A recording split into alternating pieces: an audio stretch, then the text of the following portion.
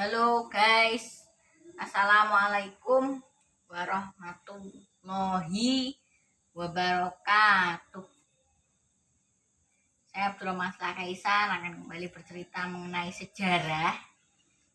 Kali ini tidak sejarah Islam ya, ini sejarah dunia, yakni sejarah Perang Salib keempat. Perang Salib keempat sendiri adalah bagian dari Perang Salib yang memang Perang Salib keempat ini sebenarnya rangkanya juga melawan umat Islam. Tapi yang terjadi malah melawan umat yang seagama ya, walaupun berbeda aliran ya istilahnya ya. Berarti ini antara Katolik lawan Ortodoks.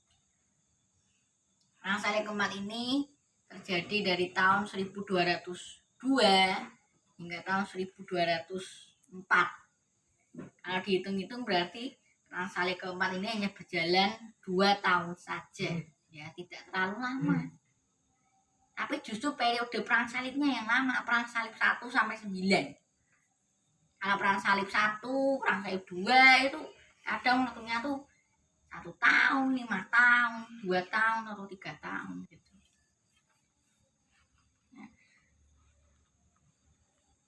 Perang Salib keempat ini adalah reaksi setelah kegagalan Perang Salib ketiga merebut Yerusalem. Dalam Perang Salib ini, jika umat Katolik tak berhasil merebut Yerusalem, maka akan perang salib lagi sampai bisa. Ya. Perang Salib keempat ini dilancarkan oleh Paus. Ya, bukan Paus ikan, Paus Gereja Katolik Roma yang bernama Paus Innocentius ketiga, yang adalah Paus dari Gereja Katolik Roma yang berkuasa dari tahun 1198 hingga tahun 1216. Memimpin Perang Salib keempat ini sebagian besar tidaklah raja-raja, tapi adalah para pangeran-pangeran.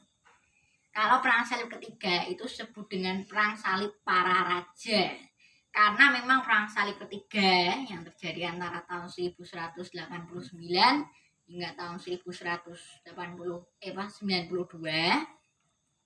ini dipimpin oleh kebanyakan raja-raja seperti Raja Richard I, Lionheart, Raja Frederick I, Barbarossa, dan Raja Philip II, Augustus.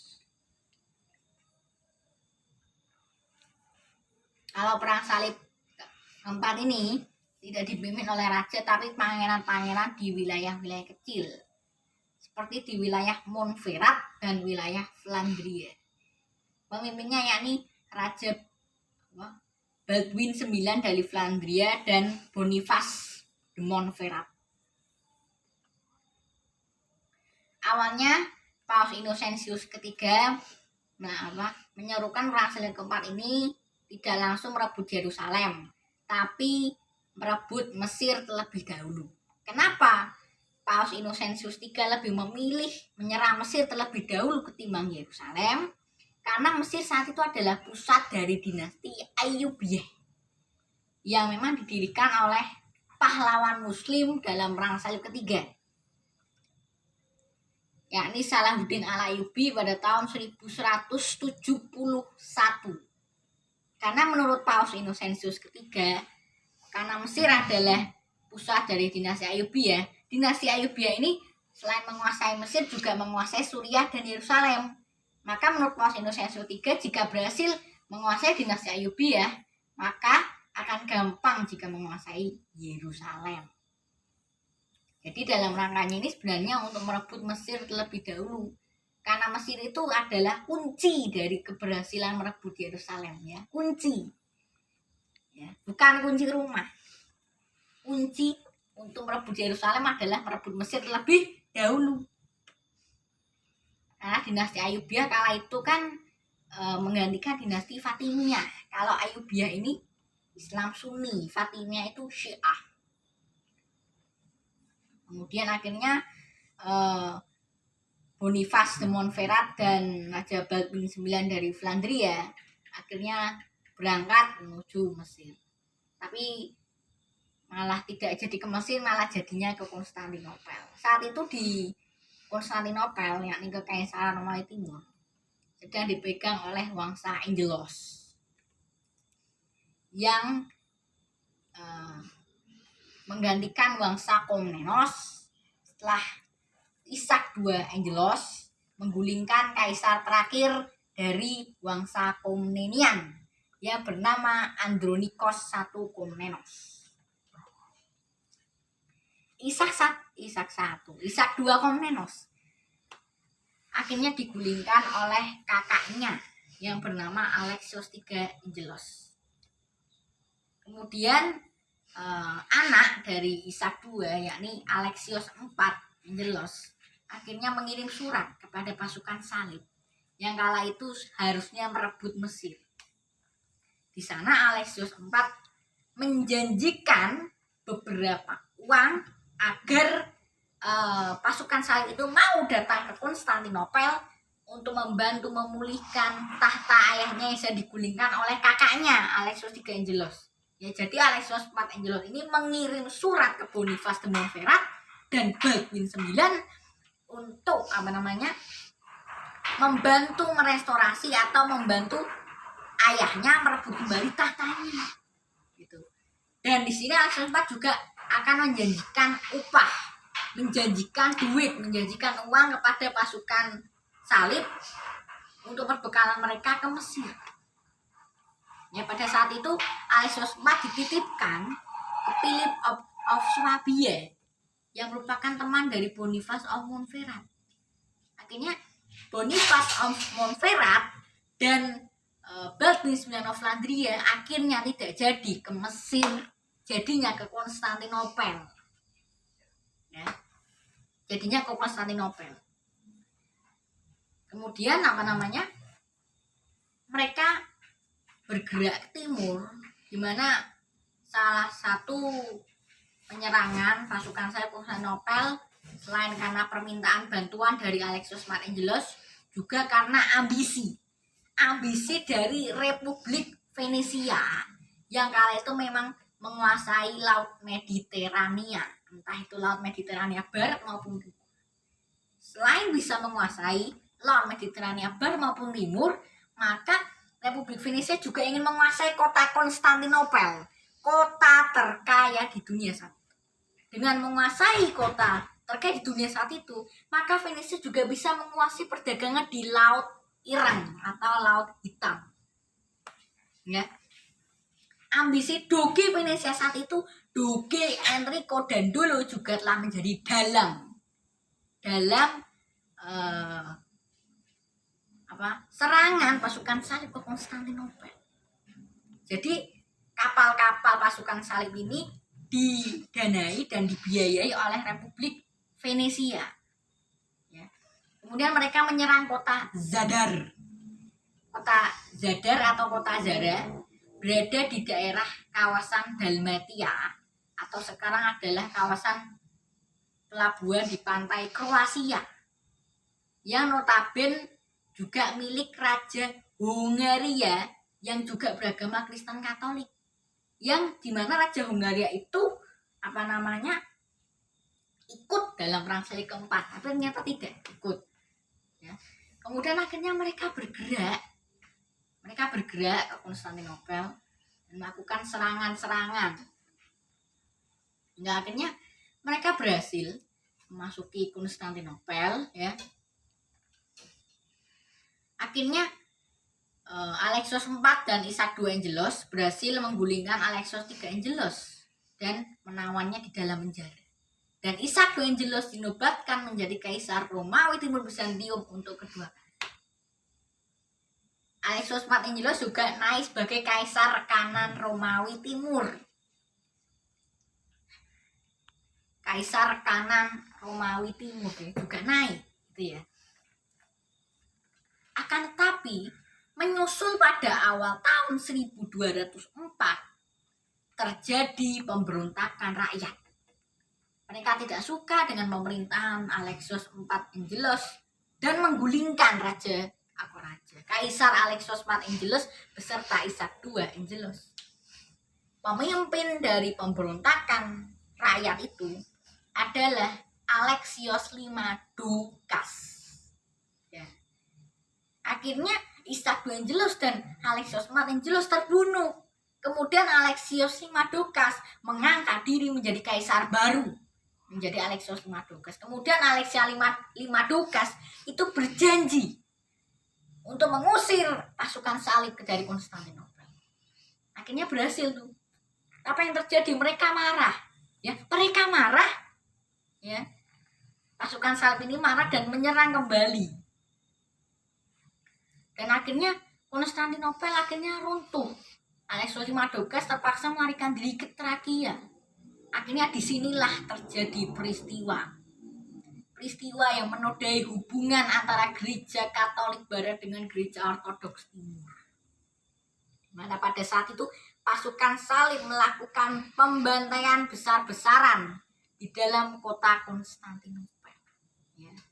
Isinya adalah bau darah dan mayat, relik-relik dari gereja-gereja Ortodoks di Konstantinopel, termasuk gereja Hagia Sophia atau Hagia Sophia dijarah. Barang-barang dijarah saat itu. Kota Konstantinopel menjadi kota yang penuh dengan mayat. Ya. Ini sama seperti pasukan salib ketika memasuki Yerusalem. Isinya apa? Pembantaian. Ya, pembantaian.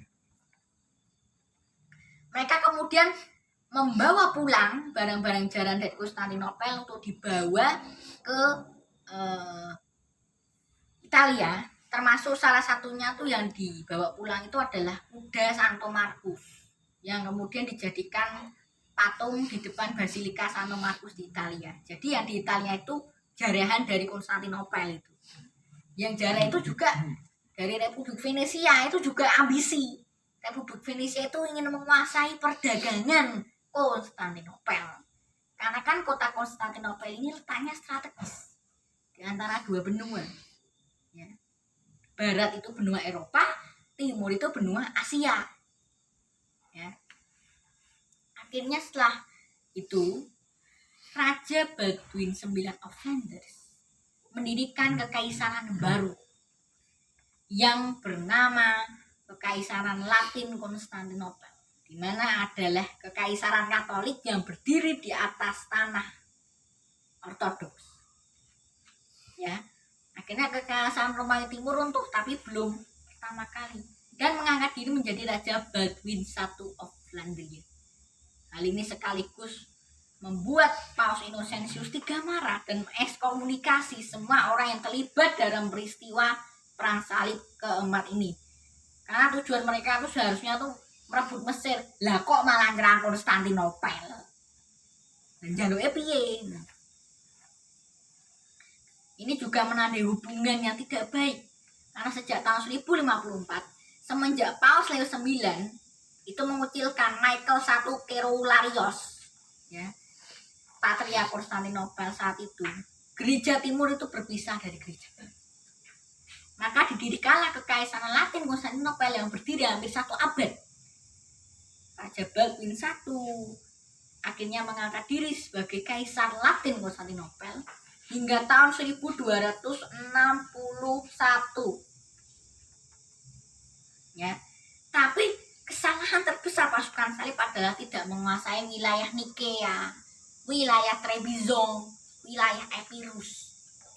Karena 3 kekuatan itulah yang nanti akan bersatu dan akan mengalahkan pasukan salib dari kerajaan Franka pada tahun 1261.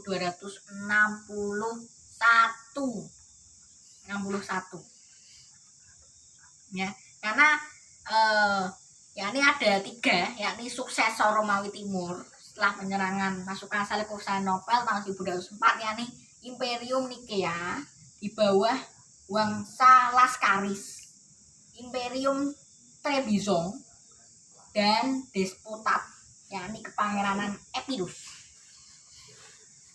Akhirnya pada tahun 1261 Michael 8 Palaiologos, ya, kaisar kanan dari bangsa Laskaris dari Imperium Nikea, berhasil merebut Konstantinopel. Dan dia menjadi pendiri dinasti Palaiologos yang akan bertahan hingga tahun 1453 ketika wilayah itu ditaklukkan oleh Sultan Mehmed II Al-Fatih atau Sultan Muhammad II Sang Penakluk.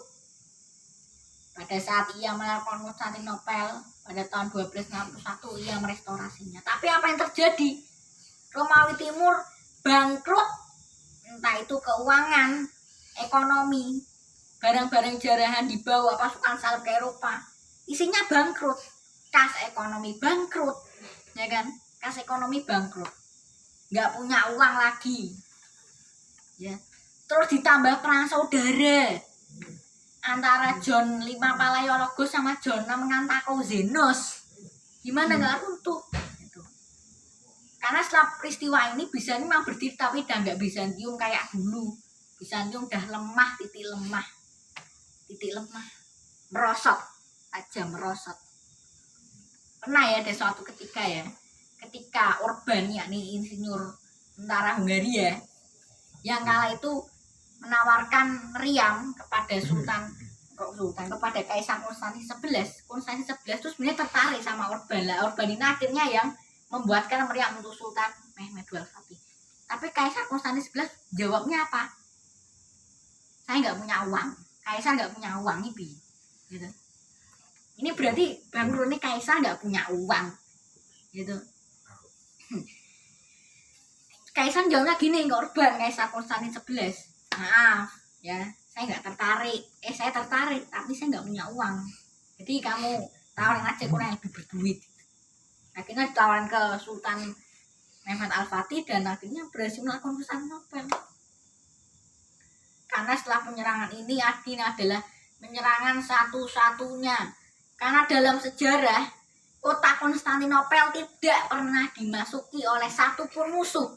Entah itu bangsa Avar, bangsa Slavia, bangsa Bulgar, bangsa Rus, bangsa Arab, ya, bangsa Arab itu tidak bisa melakukan Konstantinopel karena temboknya yang kuat, tebel, 3 lapis, 3 lapis. Kunci pasukan salib bisa menaklukkan Konstantinopel adalah karena menaklukkannya lewat tembok yang berada di pesisir laut. Temboknya tak kuat, temboknya lemah gitu loh. Akhirnya ini adalah cerita saya tentang perang salib keempat. Terima kasih ya guys. Ya, ini adalah suatu momen, ya, suatu momen ketika kota yang benteng pertahanannya kuat tapi bisa dimasuki, dan bahkan kekuasaannya bisa sampai lama itu 1204 sampai 1261 itu lama, ya. Ya, terima kasih guys, ya. Wassalamualaikum warahmatullahi wabarakatuh.